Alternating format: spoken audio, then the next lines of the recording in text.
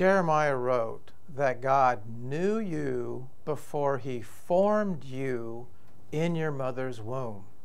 God formed you. God decided your hair color, your skin color, your eye color, and where in the world you were going to be born. You didn't make any of those decisions. And this video is about where God chose for each of us to be born and the amount of food we would have if we were born there.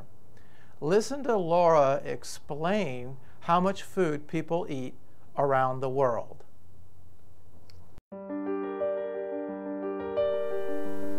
You make many decisions in your life, but choosing where you wanted to be born into the world, that was never one of them. Have you ever wondered about what the chances were that you could have been born somewhere else in the world? That this could have been your neighborhood?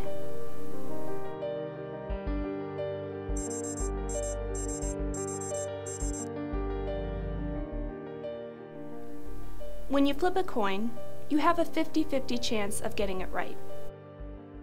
You also had a 50-50 chance that you could have been born in a place that looked as poor as this.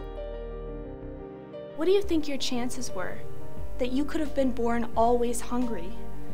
Imagine your mother, that when you cried for food, instead of feeding you, she just slaps your stomach, hoping that that takes away your hunger pains.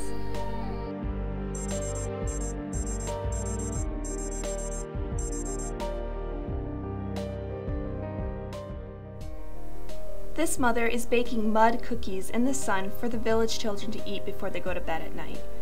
The dirt makes their stomachs feel full, helping them to go to sleep.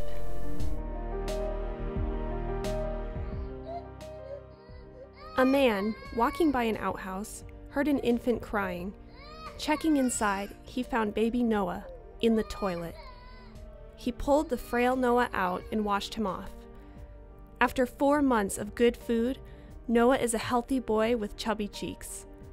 Of all the places to be born in the world, imagine a mother giving birth to her son in an outhouse and then leaving him there.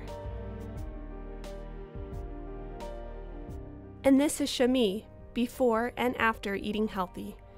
Shami is 3 years old, but weighs only 11 pounds.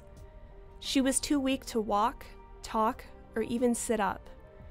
After only 4 months of healthy food, Shami now walks, talks, and has a real chance at life in the Philippines. Now, you may be asking, if God cares about all the hungry people, why doesn't He do something? Well, God's answer to you is you. Why don't you do something? You are the answer to your own question. You remember Jesus said, "To him who is given much, much is required." And we have been given much. You know, I sometimes think that we have an idea that we did something to deserve to be born in a place that has plenty. And yet we know it was totally God that chose where we were to be born. And we can take no credit of it for ourselves. How can you do something? You can raise money to feed starving kids. You can show them how Jesus cares for them by sharing with them what God has blessed you with. And you can help package that food. That's how you can do something.